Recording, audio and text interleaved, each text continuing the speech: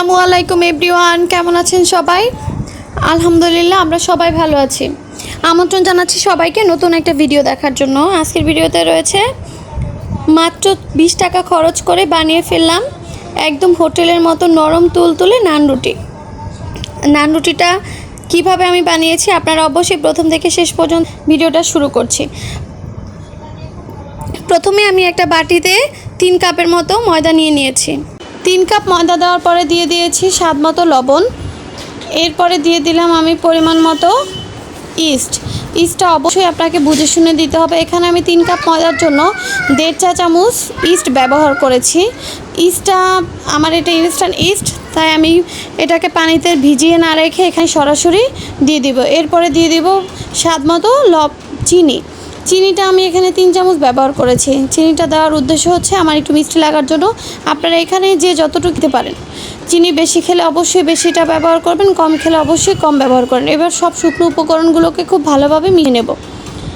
মেশানোর পরে এখন আমি পরিমাণ মতো পানি দিয়ে, পানিটা অবশ্যই হালকা কুসুম গরম হতে হবে। পানি দেওয়ার আগে 1 চা চামচ তেল দিয়ে নেব, রান্নার সয়াবিন তেল। এটা দিয়ে খুব ভালোভাবে গোলাটাকে মিশিয়ে নিব। মাখিয়ে নিয়ে এবার হালকা কুসুম গরম পানি দিয়ে ডো তৈরি করে ফেলবো।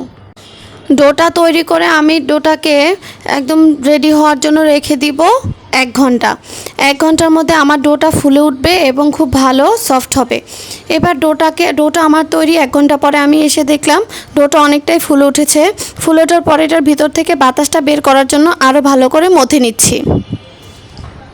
নান বানানোর জন্য যতটা ভালো ফিনিশিং ময়দাটা করা যাবে বা আটাটাকে যত ফিনিশিং করা যাবে, ভালোভাবে মথা যাবে, তত সুন্দর হবে নান রুটি এবং খুব ফুলবে আর খেতে দারুণ লাগবে। অনেকক্ষণ সফট থাকবে। এটা 8 থেকে 10 ঘন্টার মতো খুব সফট থাকবে। আমি এখানে 3 কাপ ময়দা থেকে 5টা নান রুটি তৈরি করেছি। কিভাবে বানালাম আপনারা দেখতে থাকুন। এটা খুব মজাদার হয়েছিল এবং ঘরোয়া পদ্ধতিতে যেহেতু আমি তৈরি করেছি, নান রুটিটা খুবই স্বাস্থ্যসম্মত হয়েছিল। ময়দার ডো থেকে আমি 5টা ভাগ করে নিলাম। 5টা ভাগ, এক একটা ভাগ দিয়ে আমি এক একটা নান রুটি তৈরি করব। এক একটা ভাগ করে খুব ভালোভাবে আমি মথে নিয়েছিলাম। মথে নেওয়ার পরে হালকা একটু গুঁড়ি দিয়ে এবার খুব ভালোভাবে বানিয়ে নিচ্ছি। আপনারা কেউ যদি প্রথম বানিয়ে থাকেন তাহলে অবশ্যই খেয়াল করবেন, বানানো গেলে বেলতে গেলে এটা ছোট হয়ে আসে। আপনি বড় করবেন বারবার, কিন্তু এটা ছোট হয়ে আসবে। তাই আমি আপনাদেরকে রিকমেন্ড করব একটা বানানোর সাথে সাথে সেটাকে ভেজে ফেলবেন।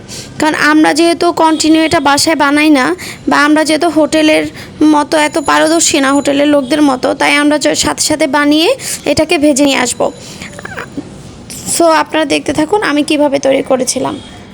দেখতেই পাচ্ছেন আমার বেশ কষ্ট হয়ে যাচ্ছিল বানানোর জন্য। আমি যতই বেলে বেলে বড় করছি এটা ঠিক ততটাই ছোট হয়ে আসছে। আমি আবার বেলছিলাম, এটা ঠিক আবারও ছোট হয়ে আসছে। খুব কষ্ট সাধ্য শেষ করে আলহামদুলিল্লাহ আমি একটা নান বানিয়ে ফেলেছি এবং এখন আমি এটাকে ভাজতে চলে যাব। নানগুলো যত দ্রুত ভেজে ফেলা যাবে ততটাই ভালো। আমি নানটাকে গ্যাসের চুলায় ভেজে দেখাচ্ছি আপনাদেরকে। প্রথমে তাওয়াকে খুব ভালোভাবে গরম করে নিলাম। এরপরে একটা করে নান দিয়ে নিচে এক পাশটা হালকা বাদামি কালার হয়ে আসলে আবার অন্য পাশটা উল্টে দিব। এভাবে উল্টে পাল্টে খুব ভালোভাবে বানিয়ে ফেলবো। নান রুটিকে অবশ্যই রুটির মতো বা পরোটার মতো পাতলা করা যাবে না। রুটি পরোটার চেয়ে আরও একটু মোটা রাখতে হবে। আপনার ভিডিও দেখে অবশ্যই বুঝতে পারছেন আমার প্রত্যেকটা নান রুটির কেমন ছিল, কতটা থিকনেসে ছিল। আমি আরও কয়েকটা নান রুটি আপনাদেরকে বেলে দেখাচ্ছি আমি ঠিক কীভাবে বেলেছি। বেলে নেওয়ার আগে অবশ্যই একটু ভালো করে মথে নেবেন। এটা যেহেতু ইস্ট দেওয়া, এটা ফুলে উঠতে চাইবে, বাতাসটা ভিতরে থেকে যাবে, তাই বাতাসটা বের করে চেপে চেপে বের করে নেবেন। এবার একটু আটার মধ্যে ভালোভাবে মিশিয়ে এপাশ ওপাশ খুব ভালোভাবে মিশিয়ে আমি বেলে নিচ্ছি। প্রথমটা বেলতে আমার ঠিক যতটা কষ্ট হয়েছিল, সেকেন্ডটার সময় আমি একটু চালাক হয়ে গিয়েছিলাম। বুঝতে পারছিলাম এটা কোন দিকে বেললে আর ঠিক ছোট হবে না। আপনারা ঠিক একই পদ্ধতিতে বেলে নেবেন, আশা করব খুব ভালো হবে। আমি এভাবে বেলে নিয়ে আমার 5টা নান রুটি বানিয়ে ফেলেছিলাম। 5টায় নান রুটি অনেক সুন্দরভাবে ফুলে উঠেছিল এবং খেতেও টেস্ট হয়েছিল। প্রত্যেকটা নান খুব ভালোভাবে ভিতরটা ফাঁকা হয়েছিল, 2 ভাগ করা গিয়েছিল সহজেই। আর এটা খুবই নরম এবং তুলতুলে হয়েছিল।